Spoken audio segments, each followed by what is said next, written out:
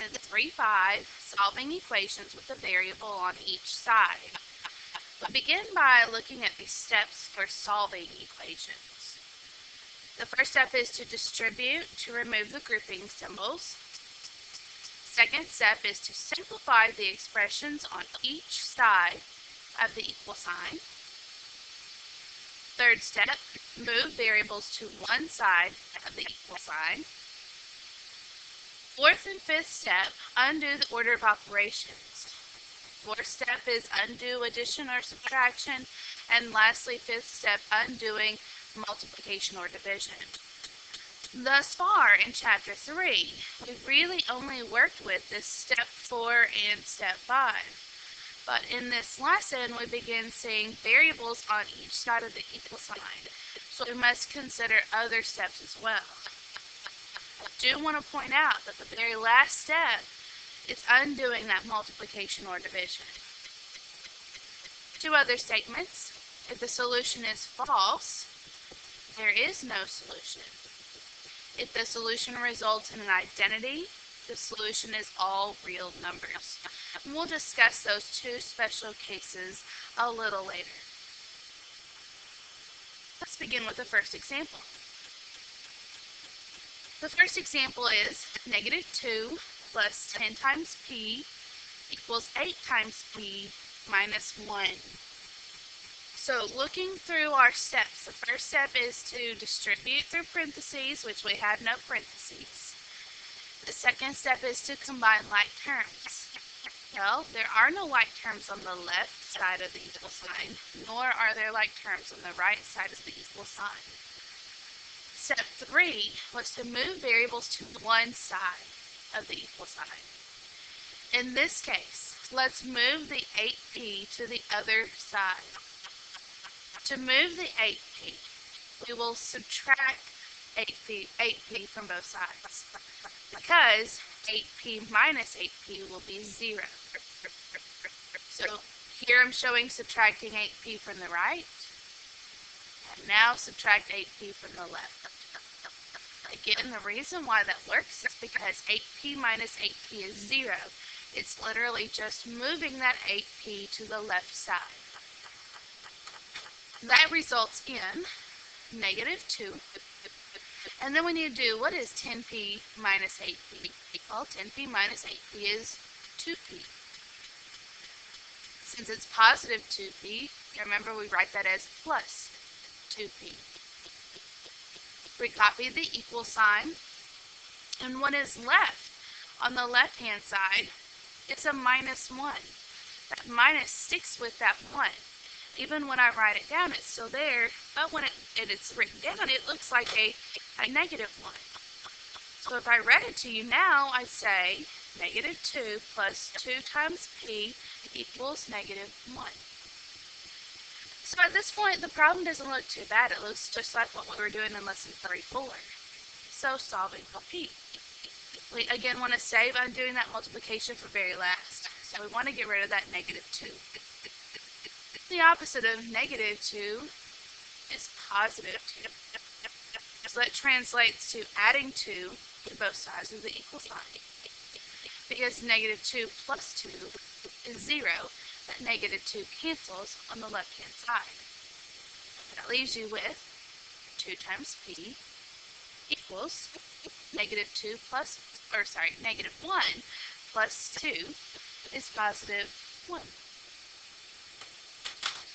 Our last step is undoing that multiplication. The opposite of multiplying by 2 would be to divide both sides by 2 for a final answer of p is equal to 1/2.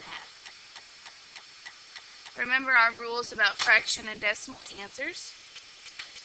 If there were a decimal in the problem, I would accept a decimal answer. Otherwise, keep it as a fraction and reduce that fraction. Moving on to number 2.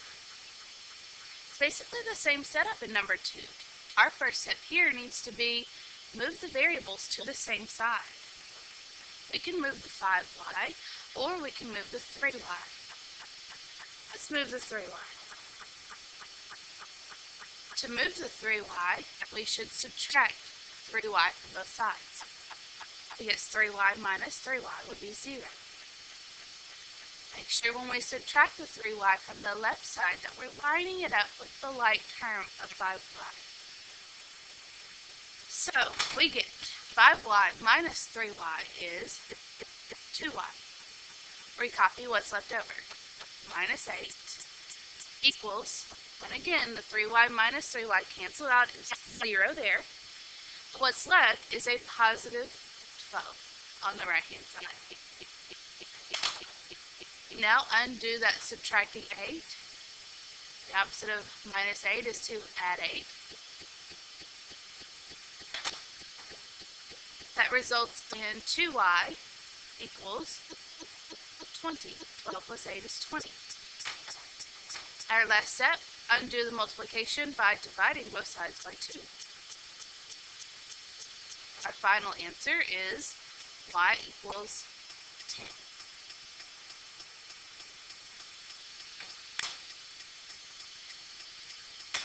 Now before we go on to our third problem, I just want to throw out the disclaimer that don't forget, we can check these answers by substituting each one of these values for the variable. For example, in number 2, we can substitute that 10 into the original equation. 5 times 10 minus 8 is supposed to equal 3 times 10 plus 12. If we found that those two were equal, then that would prove our solution of y equals 10 was correct. Just because I didn't write that down and do that work on this piece of paper right now doesn't mean that you should not do it. It's really a good thing to do, especially if you're working on a test or quiz and you want to make sure you're getting that answer right. On to number 3. Number 3 is negative 11 minus 3y equals 8y plus 1.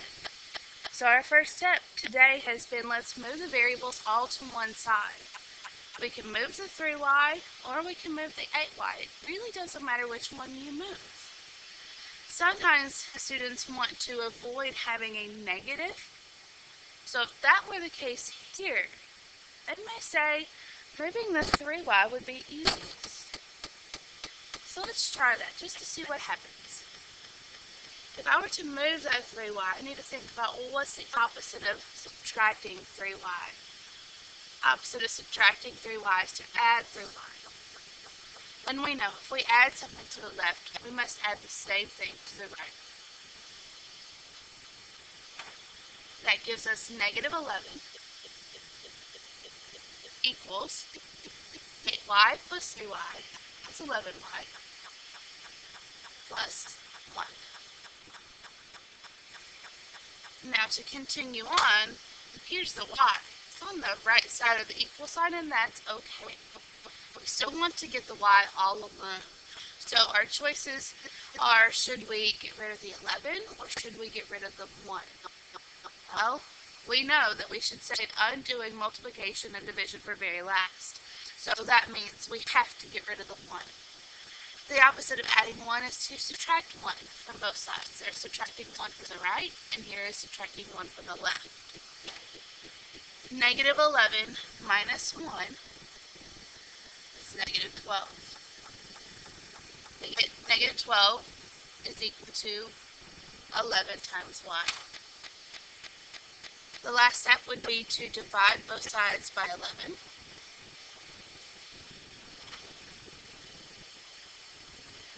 We can't divide to get a whole number there, nor can we reduce that fraction. So our final answer then is y is equal to negative 12 over 11. You may be more comfortable writing it this way,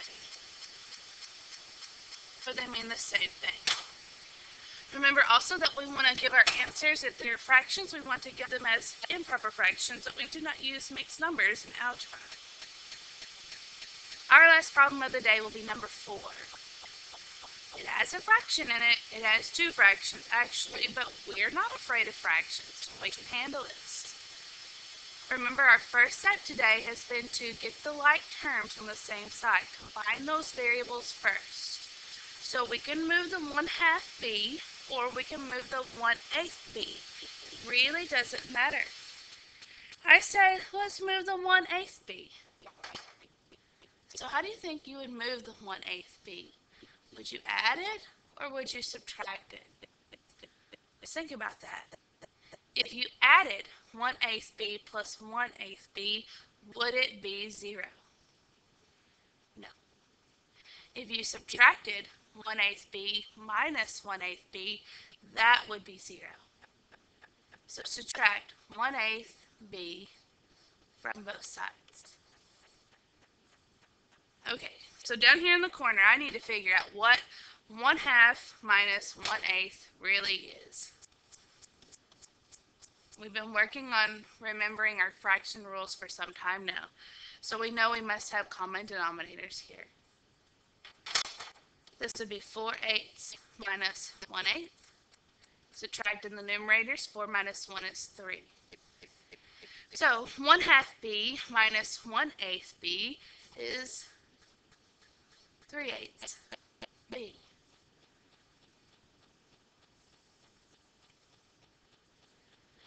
Continue writing down the rest of your problem. I'm going to recopy the +4, recopy the equals, and on the right side, the only thing that's left now on the right side is the +88. Continue on solving for b.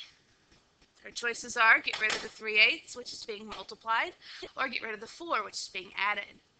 Again, we know that we say that undoing multiplication and division for very last, so we must get rid of the +4. The opposite of adding 4 is subtracting 4. That leaves you with 3/8 times b equals 88 minus 4 would be 84. Almost done. To get rid of the 3/8, which is being multiplied, remember we do not divide with this fraction. We'd simply multiply by the reciprocal. The reciprocal would be 8/3. Multiply the left side by 8/3 and the right side by 8/3. When we finish this multiplication, we finish the problem. Remember, we can write that 84 as 84/1. Multiply fractions by multiplying straight across from the top. 84 times 8 is 672, and then across the bottom, 1 times 3 would be 3. We want to know if this can divide or if it can be reduced. If we just try the division first, try 672 divided by 3. And it does divide to give us a whole number. 672 divided by 3 is 224. So, just because there was a fraction in the problem does not mean that there will always be a fraction in the answer. Like I said, we're only doing these 4 problems today. Your homework assignment today will reflect these 4 homework problems. We'll continue tomorrow with the second page of your notes, doing problems numbers 5 through 8. And then on the third day, we'll do the last page of your notes for the special cases and the review. Have a great day.